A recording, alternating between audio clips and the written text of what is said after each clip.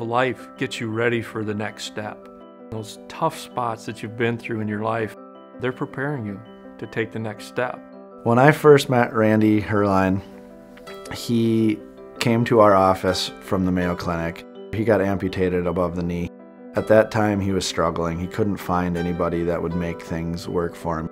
If there was anything in the world you want to do, what would you do? And he said, before I lost my leg, I was planning on hiking down the Grand Canyon.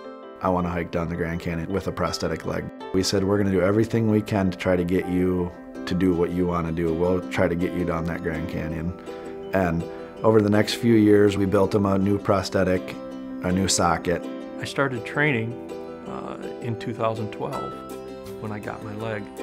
And then I really began getting serious. I came up with the idea of doing it as a fundraiser for the American Cancer Society. Why don't I put ribbons on my pack? Each cancer has its own color. Most people know breast cancer is pink.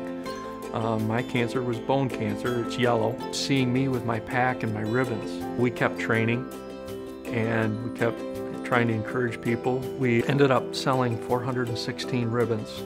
The trail to the bottom is 9.4 miles.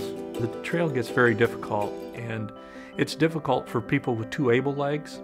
A person with a prosthetic leg, everything that's over a ½ inch tall in your way can make you stumble. So it took us 2 days, a combined 20 hours to get to the bottom, and we walked across the Silver Bridge, across the Colorado River, and it's an amazing river.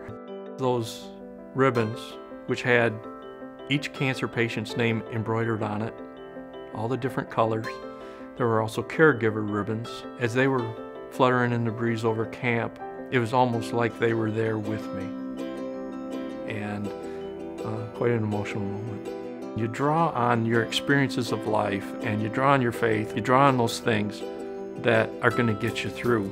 I tell people back home about my prosthetists here at Prosthetic Labs. I say, I know that they are the best in the world.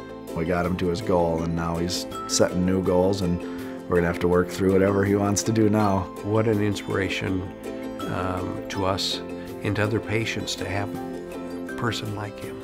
I've survived cancer. I've survived chemo. I'm living life like there's no tomorrow.